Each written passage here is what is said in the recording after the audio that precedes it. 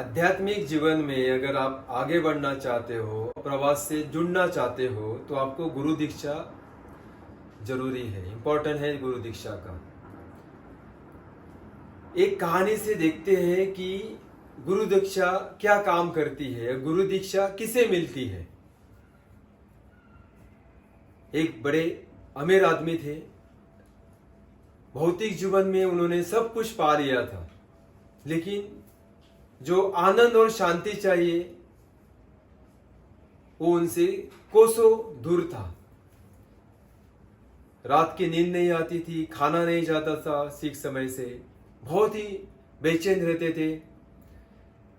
वैसे ही एक उनके मित्र ने उनको एक महात्मा जी के बारे में बताया कि एक बहुत बड़े सिद्ध महात्मा उस शहर में आए हुए हैं, क्यों ना आप उनसे जाकर मिलते और आपका जो जीवन है वो आनंद और शांति पाने के लिए कोई रास्ता है क्या, उनसे आप पूछ सकते हैं। तो अगर वो महात्मा आपको कोई रास्ता बताते हैं तो आगे का जो आपका जीवन है वो आनंद और शांति से जुड़ जाएगा। वो जो अमीर व्यक्ति थे दूसरे ही दिन सुबह सुबह महात्मा जी के पास चले जाते हैं।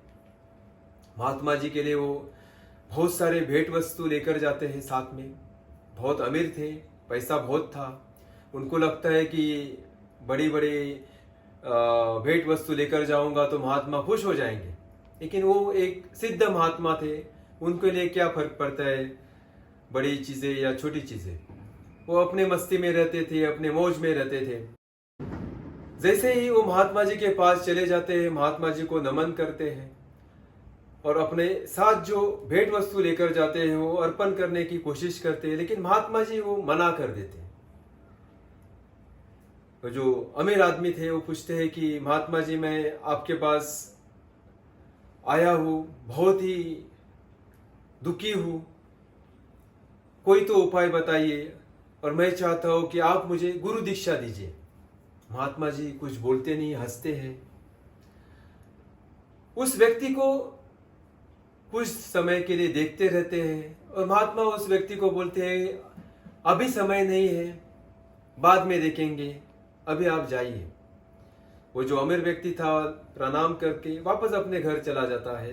कुछ दिन चले जाते हैं, कुछ दिन के बाद वापस वो अमीर व्यक्ति महात्मा जी के पास आते हैं, प्रणाम करते हैं। अभी भी वो वापस आते समय बहुत सारी भेंट वस्तु लेकर आते हैं महात्मा जी को अर्पण करने के लिए। वापस महात्मा जी सारे वस्तुओं को मना करते हैं। अमीर व्यक्ति वापस गुरु दीक्षा के लिए बात छेड़ते हैं, लेकिन महात्मा जी अभी भी मना कर देते हैं। अमीर व्यक्ति को समझ में नहीं आता कि महात्मा जी मेरे साथ ऐसा क्यों कर रहे हैं, लेकिन यहाँ पर जबरदस्ती तो कर नहीं सकता था। तो वापस वो अपने घर चला जाता है। वापस कुछ समय निकल जाता है। अब वापस आते समय जो अमीर व्यक्ति था वो पंच पकवानों से भरा हुआ एक बड़ा सा डिश लेकर आता है। 56 भोग समझो, अलग अलग मिठाइयों से भरा हुआ डिश था।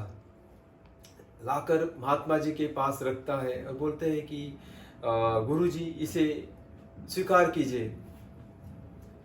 उस समय वो महात्मा जी उस व्यक्ति को बोलते हैं एक काम करो, मेरा जो भिक्षा का जो बर्तन है उस बर्तन में इसमें से जो भी तू लेकर आया है खाने का चीज वो डाल दो। वो अमीर व्यक्ति खुश हो जाता है, उसे लगता है चलो महात्मा जी ने कुछ तो हाँ बोला।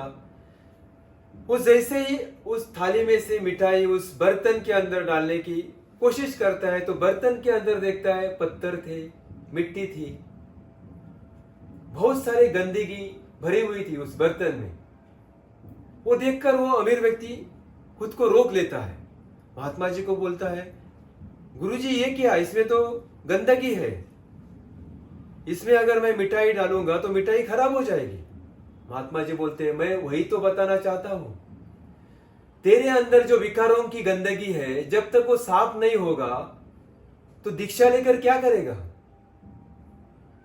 अगर मैं तुझे दीक्षा दूंगा और तेरे अंदर विकारों की गंदगी वैसे ही पड़ी रहेगी तो उस दीक्षा का क्या फायदा। अमीर व्यक्ति को बात समझ में आती है। अमीर व्यक्ति महात्मा जी को दंडवत प्रणाम करते हुए प्रार्थना करता है कि महात्मा मुझे मेरी गलती समझ में आई, नेक्स्ट टाइम जब भी मैं आपके पास आऊंगा मेरे जो भी विकार है, जो अहंकार है, ईर्ष्या है, लोभ है, वासनाएं है, सारे विकारों को मैं दूर करके ही आपके पास आऊंगा ताकि मैं आपसे दीक्षा ले सकूं। क्या आप जब भी दीक्षा लेते हो तो आपके अंदर के विकारों को नष्ट करके गुरु के पास जाते हो? क्या ऐसे ही कोई गुरु मिला है? देखते हैं टेस्ट लेके क्या दीक्षा होती है।